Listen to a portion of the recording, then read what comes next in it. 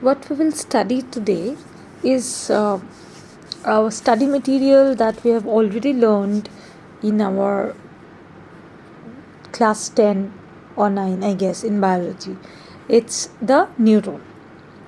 Now, we all know what's a neuron. A neuron is the structural and function unit of nervous system. And the nervous system consists of innumerable neurons, which are its simplest parts. And we all know how many nervous systems we have. We have 3, that is the CNS, PNS and ANS. The central nervous system, the peripheral nervous system and the autonomic nervous system. Now, why do we say that this is the structural and functional unit? Because the structure of a nervous system is incomplete without the nerve cells, because the important parts of any nervous system, they can function properly only with the union of these nerve cells. Now, why is the functional unit? Because the function of nervous system, that is the passing of the information or the neural transmission or the passing of the electrical charges, because our body conducts the information in the form of the electrical charges. So this part is obviously done by the conductor nerve cells, that is the sensory motor and the connecting neurons. Now we are coming to the structure of a standard multipolar neuron. It is basically a nerve cell with a cell body and one or more processes. Now we'll start the structure with the cell body. What is a cell body? This is the cell of the neuron containing the nucleus and some cytoplasm. It is irregular in shape, and at its center it contains a spherical nucleus, and this nucleus is like the brain of the cell body. It supplies nutrition to the neuron. Apart from this, there is cytoplasm in neuron, that is called the neuroplasm. And neuroplasm is a fibrous and granular material. The granular portion of the neuroplasm consists of granules known as nasal granules. And apart from these nasal granules, cell organelles like mitochondria, Golgi body, all are present in cell body. And the cell body is covered by a membrane. This is a protective covering, so that the cell body remains protected in that covering, and that covering is called a neuron membrane. Now, as I said, that the cell body is the supplier of nutrition to the neuron. For the disease of the cell body, which disables the neurons from acting normally, generally the granular masses called the nasal granules within the cell constitutes the food material. And the cell body also evolves, reinforces and inhibits the power of the nerve impulses. Therefore, it serves as basically the brain of the nerve cells. See, it is actually serving that purpose. Now, most neurons have 2 types of processes other than the cell body. As we have seen in the definition, that this is basically a cell body with processes. So we have 2 types of processes, one axon and more than one dendron. And the thing is, cell body should be there, as we will be discussing the various types of neuron, that is how they are different structurally. We will be discussing this. But for as of now, we can see that without cell body there can be no nerve cells. But the processes cannot be present. And if there is only one process, only one extension, then that has to be axon. A dendron will be present only if there is an option of having more than one type of extension. If there is only one type of extension, then it has to be axon. If there is an option of another type of extension, then there can be one dendron or more than one dendrons. Now, there is a difference between the function and the dendron. The function of the dendron is to receive the nerve impulse and transmit it to the cell body, while that of the axon is to conduct the nerve impulse away from it. That is, it receives impulses from the cell body and it takes away to the various effector organs. Every neuron must have one axon, though there are some neurons which have no dendron.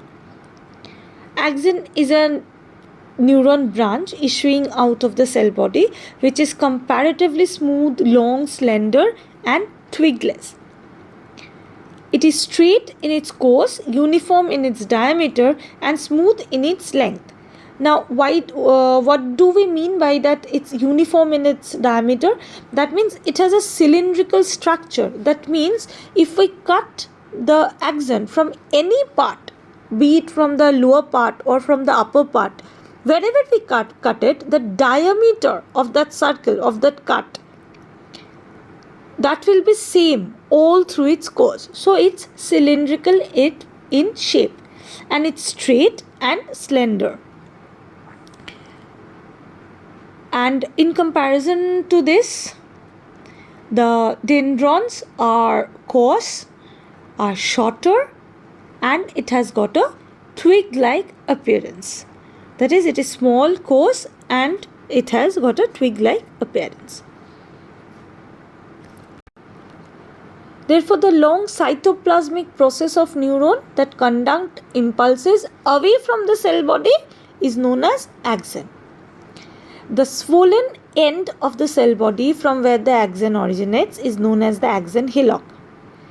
There is also a covering membrane, as we have in the cell body. We also have a covering membrane on axon, and this is called an axolemma. Protoplasm is also present in axon, and accordingly we name it axoplasm. In some neurons, and the axons bear small and delicate side branches or processes, and these are termed as collaterals. However, these are not present in all neurons.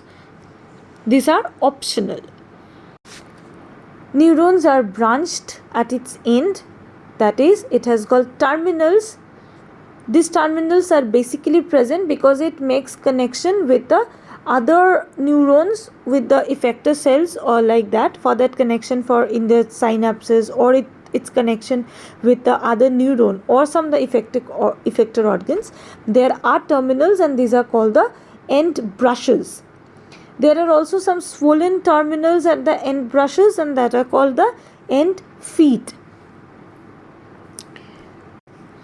An axon on a nerve fiber generally consists of three parts. Visibly, the primitive Schwann cell, Schwann seed, or the neurolemma, which is the tough outer coat and which is made of a membranous substance. Then there is its inner coat made of a kind of fatty matter and is called a medullary or myelin seed, and is covered by that outer coat, the neurolemma. And the third is the soft substance or the core made of the protoplasmic substance, and this protoplasmic substance is basically covered by, protected by the other two coats, that is the myelin seed and then the Schwann seed. Now, in the peripheral nerves covered with the Schwann seed or neurolemma, the medullary seed is absent at the regular intervals. That is, it is not a continuous thing. It breaks at points, and these gaps are called the nodes of Ranvier. So, this is the basic structure of a standard multipolar neuron. Now, what have we studied till far? If we just have a look, then there is basically a cell body and two processes. where one process is a smaller one, another is a longer one. Now let's just differentiate between an axon and a dendron. How can we differentiate it? First, axon, this is long and obviously unbranched. That is, it's straight and long. It does not have any branch. Generally, it doesn't have any branches. Then for the dendrons, these are short and obviously it has got branches because we know there are dendrites at the top of the dendron. Then axon is myelinated, dendron is not myelinated. For axon, there is neurolemma covering it, but in dendron, we do not have any neurolemma. For the axon, there are nodes of Ranvier. For dendron, there is no nodes of Ranvier. And there is a difference in functions. That is, what does an axon do? It generally transmits the impulse away from the cell body. That is, it takes the impulse from the cell body and transmits it to the other effector organs or the next cell body or the next neuron. But the dendron, it generally receives impulses from the outer environment or from sometimes our inner body. It generally receives stimulus, and then that stimulus and that information that it receives is carried to the cell body.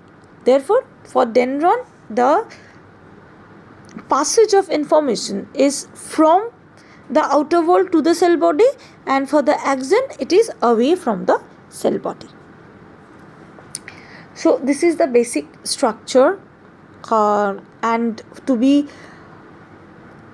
make it in a very easy way, whenever we are learning it, when we are studying it, you can, if you look at your palms and your hands, you can just see an exact example of how a neuron should look like, and it actually look like under a strong microscope, because our fingers can act as the dendrons, the nails on it are the dendrites. Then on the palm, if we look at the palm, this can be seen as the cell body, and then see there is a long slender hand below, and the wrist where it joins can be called an axon hillock. Okay, so this is just, if you want to make it easy and we have to make it understandable, we can have such kind of references for studying the neuron. So this is the basic structure, and in the next subsequent lectures we'll be studying about the various types, that is the structural and the functional differentiation in the types of the neurons.